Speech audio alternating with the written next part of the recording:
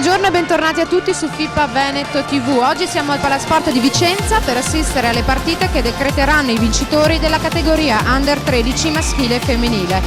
Nel settore maschile si scontreranno i ragazzi della Chio Ene Padova guidati da Alice Biasini e il Treviso di Alberto Tosatto. Più tardi invece scenderanno in campo le due finaliste femminili, Pallavolo San Vendemiano di Treviso e l'Amico Imoco Volle di San Donà.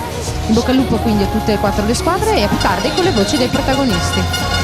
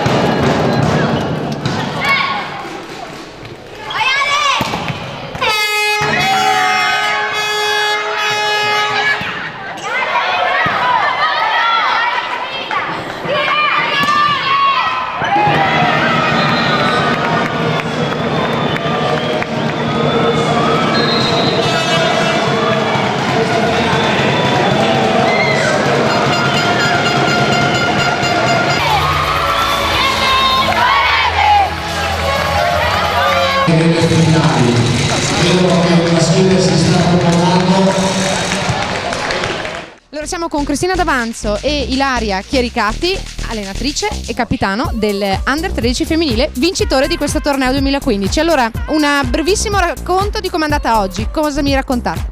Beh, siamo molto divertite, siamo sempre state nella partita, abbiamo sempre dato il 110% e quindi... e quindi siamo felici della vittoria. L'allenatrice? Tutti noi allenatori e società siamo orgogliosi del gruppo che è cresciuto durante l'anno e diciamo così di giorno in giorno. Siamo felici di averle tutte nostre, tutte in casa e speriamo possano continuare così. Allora siamo con Busetti Carla, allenatrice del San Vendemiano. Una partita com'è andata? Noi ci siamo sentite anche settimana e mi hai detto le ragazze difenderanno il tutto e per tutto. Com'è andata oggi? Diciamo che non è andata come mi aspettavo, anzi abbiamo giocato abbastanza male, direi, un po' forse la tensione della partita. Peccato perché non è venuta fuori una gran partita neanche per il pubblico e per i genitori, purtroppo a volte succede. Tanto lavoro da fare quindi? Ma tanto lavoro a livello di testa probabilmente, sono ancora piccole, non ci hanno creduto, probabilmente hanno anche appagata il fatto di essere arrivate fino a qua e hanno sbagliato questo, impareranno. E allora buon lavoro e buona fortuna. Grazie. La seconda classificata femminile, anch'essa dalla provincia di Treviso, il pallavolo San Vendemiano.